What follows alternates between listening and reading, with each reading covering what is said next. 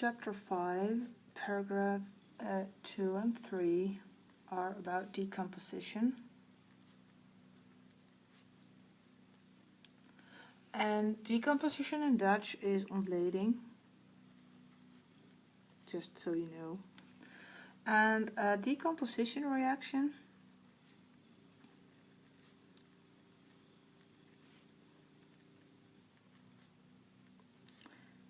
can be recognized by I have like one reactant. So I only have one reactant and I form two or more products. So I start with only one substance and I end up with 2, 3, 4 more. But and there's only one before I start my reaction. If I am going to decompose something, I basically have two options. There's an energy in the energy. I have energy effect. And there are two. Exothermic, endothermic.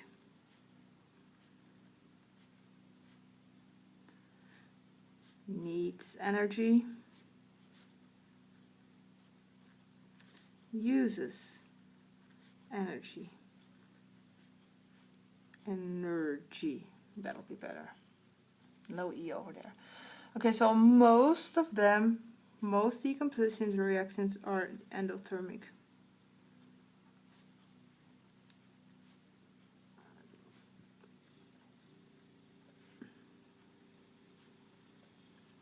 So most decomposition reactions are endothermic, which means that they need energy.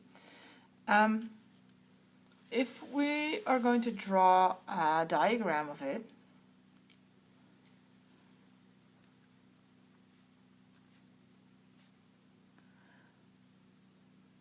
we can make a diagram. It's called reaction profile diagram, but I'll just call it a diagram. There are two options. A diagram looks like this. It has two axes. Here is the E, and there's nothing on this one, which is a bit weird, I know, but that's just the case. I have my reactants here somewhere. And then there are two options. Either my products are above or below the reactants.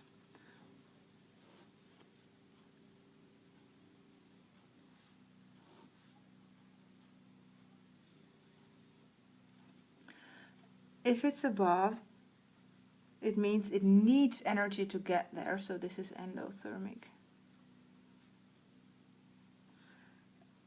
If it goes down, it produces energy, so this is exothermic. This doesn't need energy, it produces. Sorry. Produces energy, it doesn't need it, obviously, because needs and uses are the same. So exothermic basically has its product lower than the reactants, and endothermic has its products higher than the reactants. This is all you need to know about these diagrams. I know there's activation energy, transition state, blah blah. That's for later. Okay, so these decomposition reactions are basically three forms that you need to know.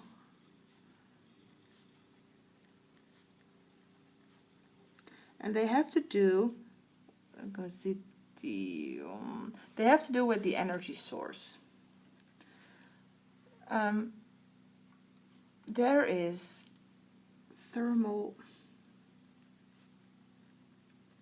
decomposition. In Dutch we call it thermolyse.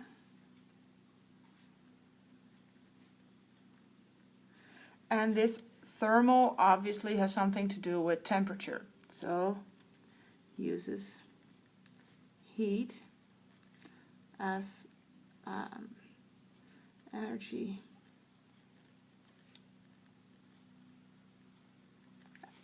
source. Without the C, there's only one C in source. Okay, that's the first one. This is, for example, the decomposition of sugar.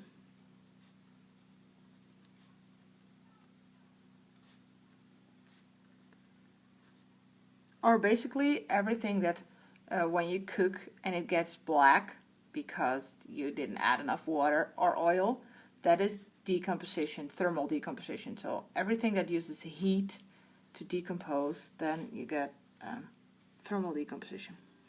Then there's electrolysis. Ooh, this. In Dutch it's called elektrolyse, so that will be quite easy. And this uses, obviously, electricity as energy source. Uses electricity, and this is, for example, the decomposition of water.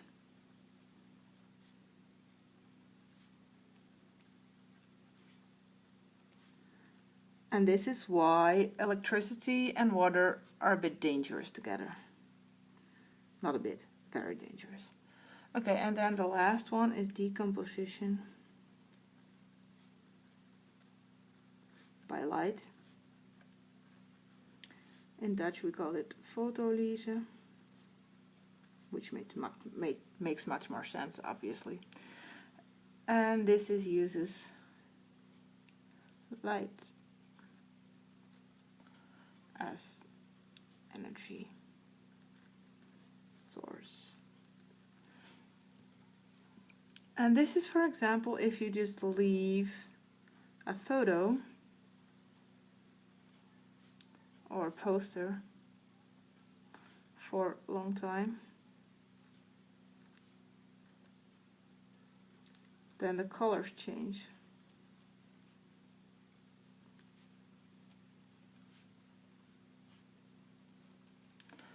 They usually get lighter. So thermal decomposition, thermolyse, electrolysis, and decomposition by light are the three decomposition reactions that you should know and that you should recognize.